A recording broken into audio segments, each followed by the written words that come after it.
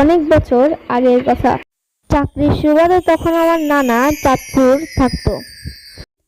চাঁদপুরে তখন ইলিশ মাছ অনেক বিখ্যাত ছিল। তাই নানা রাতের বেলা বাড়ি যাওয়ার সময় নিজের ব্যাগে করে 4-5টা ইলিশ নিয়ে যেত। এমনই একদিন নানার কাছ থেকে ফিরতে ফিরতে রাত 1টা বেজে যায়। রাত 2টার দিকে তার কাছ দিয়ে একটা কালো পাখি উড়ে যায়। নানা তখন সাথে সাথে পিছন ফিরে তাকালো, দেখে কোনো পাখি নেই। নানা তখন বুঝতে পারলো তার ইলিশ মাছের গন্ধে কোনো অশরীরী তার পিছু নিয়েছে। তাই সে তাড়াহুড়া করে আয়াতুল কুরসি পড়ে তার গায়ে ফু দিল। রাত 3টার দিকে আর একটা ঘটনা ঘটলো।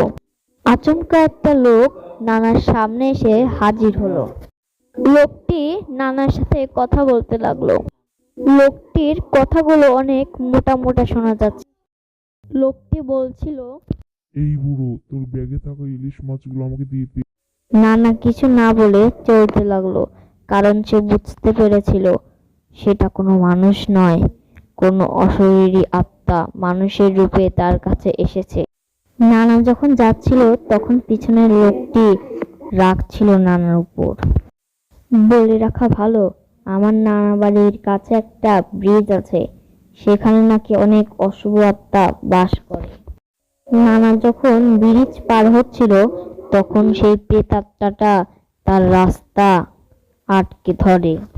প্রেতাত্মাটি তাকে বলল, এই বুড়ো, তোর ইলিশ মাছগুলো আমাকে দিয়ে দে, না হলে কিন্তু তোর অনেক বড় ক্ষতি করবো আমি। ওকে আমি একটাও ইলিশ মাছ দেব না, পারলে আমার একটা ক্ষতি করে দেখা।